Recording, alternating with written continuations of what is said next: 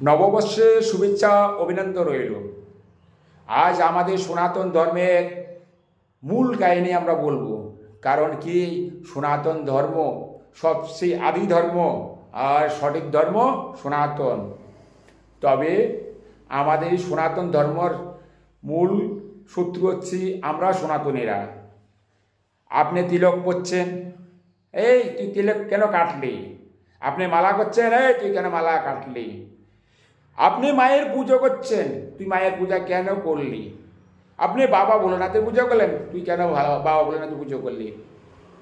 আপনি গোবিন্দ পূজা করছেন, বললো তুই গোবিন্দ পূজা করছিস, তিলক কাটছিস, টিকি লাগাচ্ছিস, শিখা লাগাচ্ছিস, মালা জপছিস, কিচ্ছু হবে না। তাহলে আর আজকে আমাদের ধর্মের অংশ থেকে ইসলাম ধর্ম আমরা বলি ওম শান্তি, আমাদের কাছে সে নিয়ে গেছে শান্তিটা, কিন্তু আমাদের শান্তি আমরা ওম শান্তি বলি। তাহলে আমাদের সনাতন ধর্মের গৌরব আছে।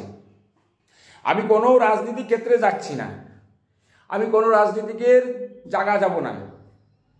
আমি ভালোবাসি সনাতনকে আর সনাতন ধর্মকে ভালোবাসি। একটাই কথা আমার কাছে, সনাতন ধর্মকে আমি ভালোবাসি। আর ভালোবাসি বলে আজ দেশ বিদেশ আমি অনেক জায়গায় ঘুরেছি, অনেক সাধুদের সঙ্গে সঙ্গ করেছি। কারণ এটা হচ্ছে আমার মূল কাহিনী। আপনারা যদি ভালো লাগে আমার ভিডিও দেখবেন, একটা শেয়ার করবেন, আদার্স কিছু করতেই হবে না। আর আমার এই মা কিন্তু খুব জাগ্রত আছেন। আপনারা সকলেই জানেন আমি পাহাড় পর্বত অনেক জায়গায় খেটে আমি মায়ের কামাখ্যাও আমি সাধনা করেছিলাম। তারপরে মায়েরকে আবার বাড়িও আমি সাধনা করেছিলাম। তারপরে আমি 10 মহাবিদ্যা আমি সাধনা করি। বাবা ভোলেনাথের সাধনা প্রথম, তারপরে মায়ের সাধনা।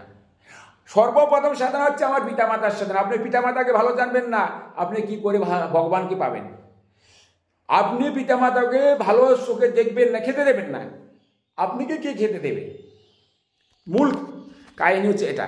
তাহলে আমাদের সনাতন ধর্ম কোথায়? কোনো রাজনীতিক আমার সঙ্গে আসবে না, আমার সঙ্গে ধর্ম আসবে। ধর্মযুদ্ধ হবে আমার সঙ্গে। যেমন রাবণ অনেক শক্তিশালী ছিল, কিন্তু রাবণ কিন্তু এই মায়ের কাছে হেরে যান। রাম যখন মায়ের পূজা করেন, মায়ের পূজা সিদ্ধি লাভ করেন, তখন মায়ের ওই অসীম শক্তির দ্বারা রাম বিজয় লাভ করেন, লঙ্কা ধ্বংস করে আসলেন। তার সঙ্গে কে ছিলেন? রামের পরম ভক্ত ছিলেন হনুমান, যার নাম বজরঙ্গবলী, অঞ্জনা পুত্র বজরঙ্গবলী, পবন পুত্র বজরঙ্গবলী। তো কারণ কি? সব কিছু জয় লাভ করেছিলেন এই মায়ের আশীর্বাদ আর দেবাদিদেব মহাদেবের কৃপা। আমাদের চরম গুরু দেবাদিদেব মহাদেব। যে ব্যক্তি মহাদেবকে ভালোবাসেন না, সে কখনো সাধু হতে পারেন না। সাধুত্ব একটা অর্জন করতে গেলে পরম বৈষ্ণব দেবাদিদেব মহাদেব। আর আমাদের পরম বৈষ্ণবী হচ্ছেন এই মহামায়া আবির্ভূতা। এর শক্তি দ্বিগুণ শক্তি আছে, অসম্ভব শক্তি। হয়তো আমার ভিডিওটা আপনাদের খারাপ লাগবে, তবে আমার ভিডিওটা শেয়ার করবেন। আমি কোনো ধর্মের লক্ষ্যেই বলছি না, আমি রাজনীতি ক্ষেত্রেও যাচ্ছি না। আমি শুধু আমার ব্যক্তিগত আমার সনাতনের জন্য বলছিলাম, সনাতনকে আমি বাঁচানোর জন্য বলছিলাম। যেমন লঙ্কার থেকে সীতাকে আমাদের রাম নিয়ে এসেছিল, যুদ্ধ করে জয়লাভ করে। আমাদেরও এই মায়ের পুজো করে আমরা সব সনাতনকে বাঁচাতে পারবো এই মায়ের আশীর্বাদে, দেবাদিদেব মহাদেবের আশীর্বাদ। তারপরে আমাদের অনাদির আদে গোবিন্দ আছেন শ্রীহরি বিষ্ণু, শঙ্করপদের চক্রধারী শ্রীহরি নারায়ণ। তাহলে আমরা কোথায় আজকে? কোথায় সনাতনীরা? টোন টিটকারি মারছ, আমাকে টোন টিটকারি মারছ না।